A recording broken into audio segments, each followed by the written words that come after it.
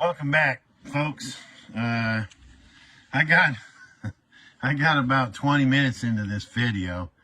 This is take two. I got about 20 minutes into this video and realized that I had put the social security number up there, and that's a no-go. So we're gonna do this one all over again. It might be a little bit better because I've already done it once, but I'm gonna share it with you right now.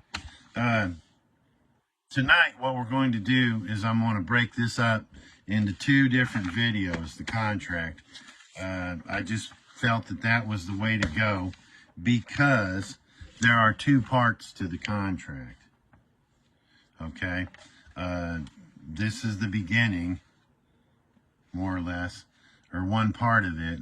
And then there's another part. It's called Final Assessment and Tender of Instruments. So I'm going to break this down into two videos. This one here, I'm going to start with. I'm gonna do this the final assessment after I do this one here. So let's do this again. I'm going to hold. Well, again for me, first time for you. I'm gonna hold these up here so you can get a good screenshot. I'll try to hold them steady. This is page 1. Okay. This is page 2.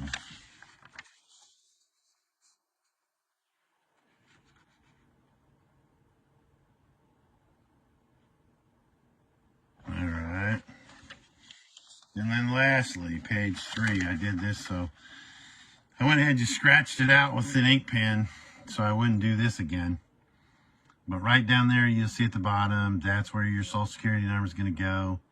And it's going to be with like you normally see it, with the 2 dashes. 3 numbers, a dash, 2 numbers, a dash, and 4 numbers, okay? I won't do that again, so here you go. That's, let me see, let me pull it back a little bit more. Okay, I hope that everybody's had a chance to get some good screenshots in on that. I also will, be doing some copies of it. I'll scan them, and then I'll share them with the. I'll be able to share them in Facebook and share them in Messenger and share them in with the emails and the. And I think the only thing I can't share them with is the comment sections on the page, the YouTube channel. So here we go. We're gonna do this. Okay, y'all have already seen this. You're already familiar with this part.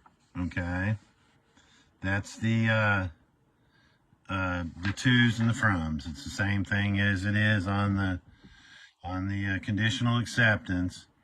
Except in this one, it's from you and to the Secretary of the United States Treasury. This one here just happened to be Jacob Lew. He was Obama's Secretary of the Treasury. And then you're going to, with completion of service, to the Attorney General of the United States and the Attorney General of whichever state you're in. I'll get into that and why you're doing it here in just a little deeper into this thing. And then you have the certified mail numbers. Everybody's familiar with that. You're going to send them copies of this too. They're going to be your witnesses. The Attorney Generals are going to be your witnesses to the contract with the Treasury. Okay? Then if you'll notice, it's in regards to completed Treasury forms for lien securities, or security period, 12/31/2016. And then there's a footnote. Every taxpayer is assessed to K-Trust. Just like you do on the bottom of the conditional acceptance, you'll have 2 footnotes there too. A public official is a fiduciary to the public, including in the case of a judge. All that, you'll have that on there too. And then if you notice right here at the bottom, it says note. Okay? This bottom paragraph right here. That says note, and I'm going to read it to you. Okay? This is not the filing of a tax obligation, but a contract of collection by me and the United States Treasury for its collection agency.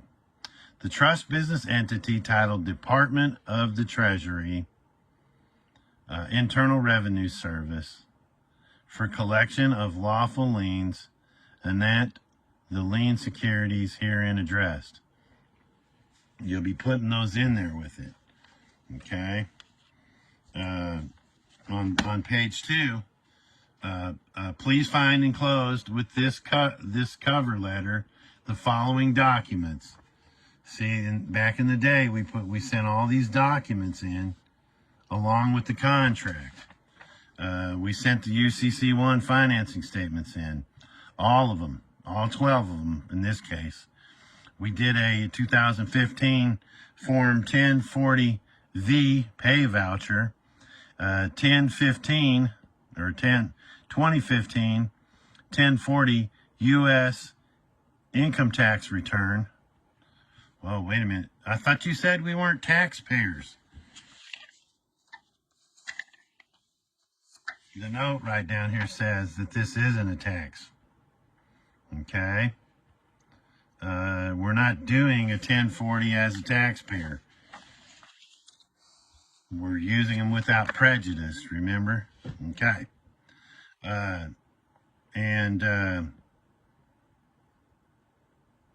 1096 annual summary and transmittal of U.S. information returns. The 1099A acquisition or abandonment of secured property. And the OIDs, 12 OIDs.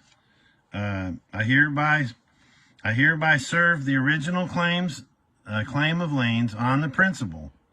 I'm serving the original claim of liens on the principal. Jacob J. Liu and Jacob J. Liu doing business as Secretary of the Treasury, inasmuch as there is no precise language as to who gets the originals. I feel the principal of the list of recipients should receive the original. If I am in error, please send me to the written documentation wherein the chain of evidence is supposed to be any different. What it's saying right there, folks, is we're going to send you all the originals, Secretary of the Treasury, because we're not sure if we should send them to the Attorney General of the United States or should we send them to the Attorney General of the state of Tennessee. Those are the 3 people that are listed on the cover letter, okay? We're not sure. Hey, but if we're wrong, send us to the written documentation so we'll know who we do need to send it to. You do this a lot in these contracts. It's CTA right there. And then it goes on to say, moreover, since Jacob J. Liu and Jacob J. Liu doing business as Secretary of the Treasury and Jacob J. Liu, Treasury trustee of the Social Security, Sesta K. Trust, Christopher A. Hauser, in all caps, is the principal it is as much easier for him to direct the documentation to the proper channel than for documentation to find its way up the ladder. Acceptance for the securities was made by the trust business entity. United States Postal Service sent certified mail, return receipt, requested contract numbers. See, then you got all the contract numbers in there. All the certified mail.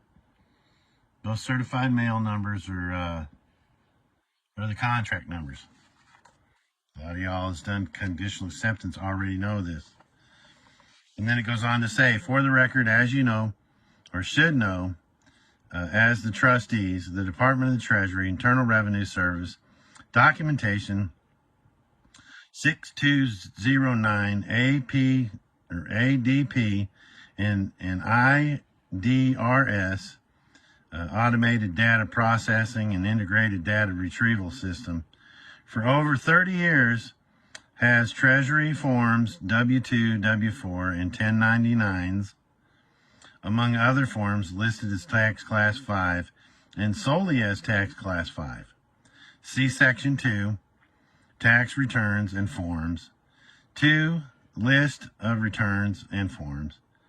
In order to determine what a Tax Class 5 is, I found Section 8C, Master File Codes, Source, Reason, Hold, Priority, Item Adjustment, and Credit Reference, NMF Abstract,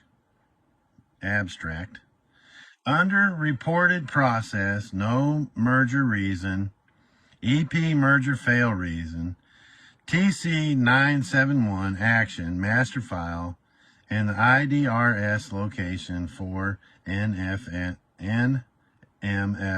Abstract Codes, E, Estate and Gift Tax, True Tax Class 5. All those W-2s and 4s, it's taxes are a gift, remember, imposed.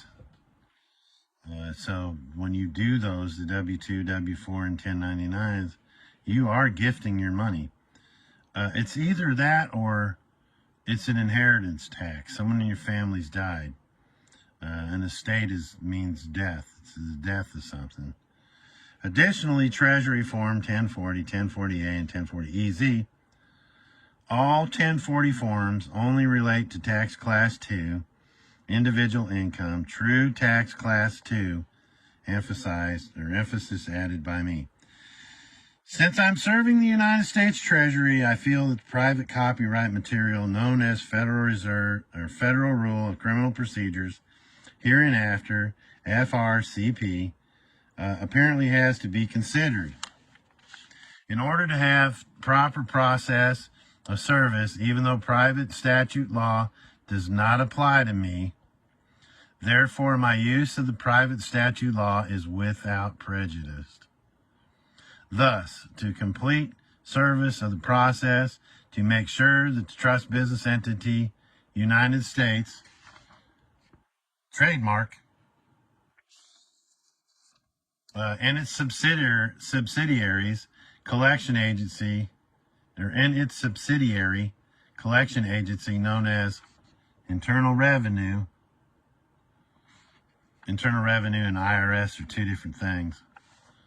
And its trust business entity, Department of Treasury, and Internal Revenue Service cannot consider that the enclosed documentation was never properly served because I did not notice the fiction known as the United States Attorney General and the United States Attorney in Tennessee. I hereby serve the aforementioned listed officials documentation in accordance with the FRCP to wit. Okay, before I get into these two rules here, I want to talk about this last paragraph a little bit, okay?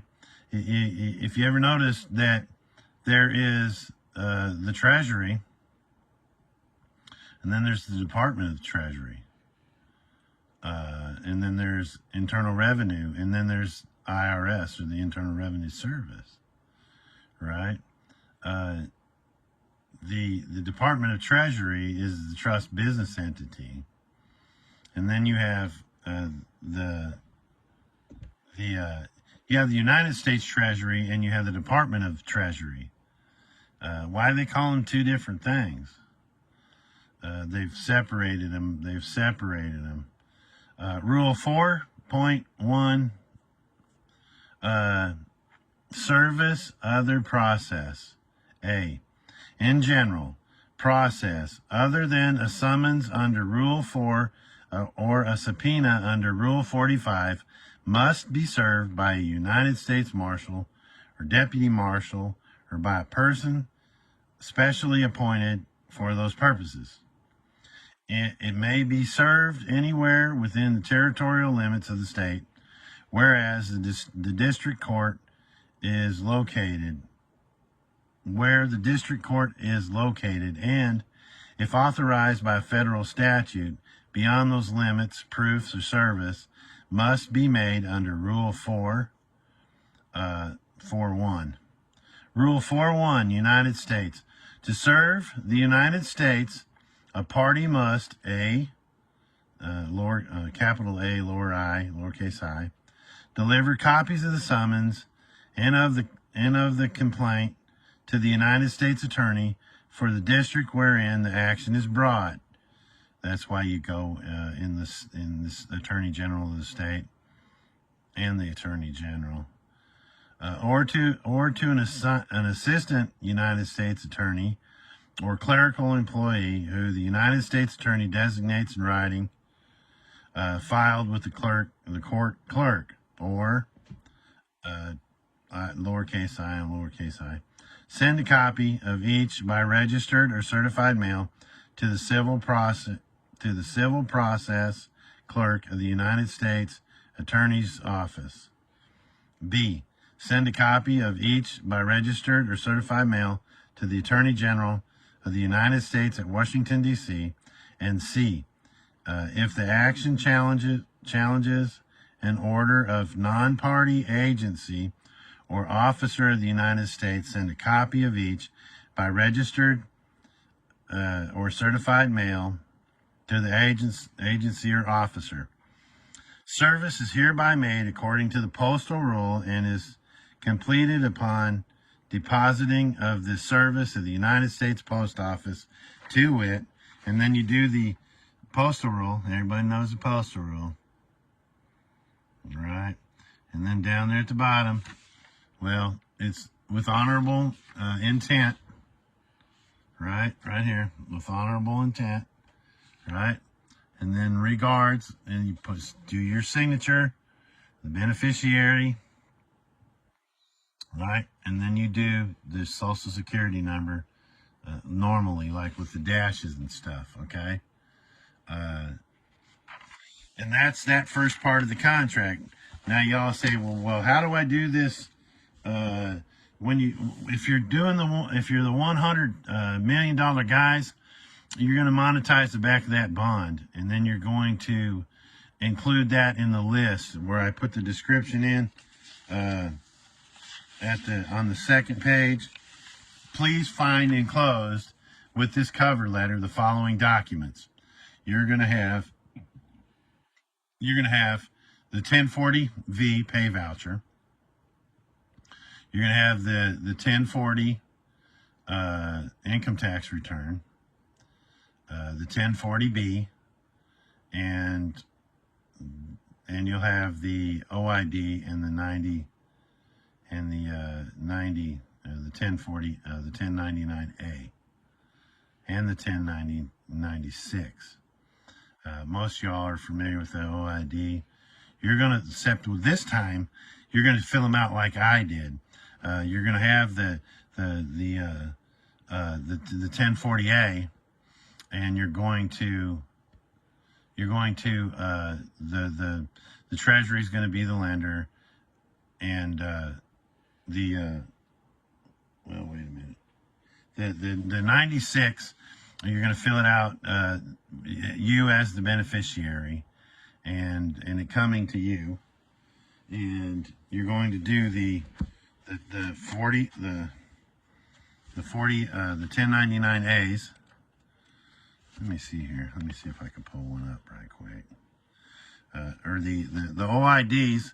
You're going to have the United States Treasury as the payer, and you're going to have your name with the hyphen and the colon as a recipient. And if you're doing the lien securities, you're going to have lien security in the description, and you're going to have, if you're the $100 million bond guy, you're going to have a bond security. Okay, that's going to be your 1099 OID. Your 96 is going to be you, the filer. You're going to be the filer, and you're going to sign it, and you're going to sign it beneficiary, and do the $100 million thing, if you're the $100 million guy. If you're doing lien securities from a conditional acceptance, you're going to add up all the lien securities. And then you're going to put that box in the federal income tax withholding and total amount reported. They'll be the same on the 1096. On the 1099As, it'll be this like y'all have been doing, with the Treasury as a lender and you as the borrower, and each 1099A. Oh, if you've got 6 of them, you can use the whole sheet. Okay, you're gonna put 3 lien securities to each sheet. You're gonna endorse the back of every one of them, and then let's see here. Let me get to the tax documents. I might as well show those to you too. You're gonna do the 1040V. I'm gonna hold my finger over the Social Security number here. See there, I got my finger over the number, right? And you're gonna fill this out with your name in it. Because the reason that you're doing this, folks, is because you're not. You say, well, wait a minute, you're not supposed to do that if if you're getting this money from your trust. You're not getting this money from your trust. If you're doing the lien securities, the money's coming from the other people's trust. That's why the check's going to come back to you. That's why you can be the payer, because it's coming back to you and it's not coming from your trust. You're not committing trust fraud by doing this way. And then we got the 1040, and I will show you the 1040. And the back of the first page of the 1040, folks, is monetized, right? Right, just like you normally do. This is the back page of the first page of the 1040. Okay? And you'll notice that, you know what, I might as well just hold these up for you too. So you can see these. You can screenshot them and figure out how we did this. Okay? That's the first page. Let me see here on this second page. There's no Social Security number. So I'll hold it up and you can screenshot that too.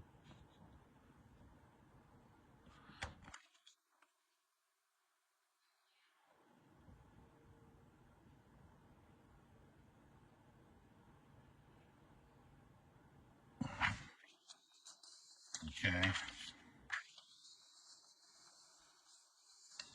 And there's the third page.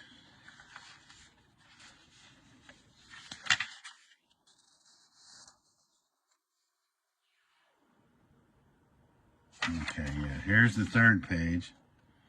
I'm covering up the Social Security number again. Right? You see all those? Right?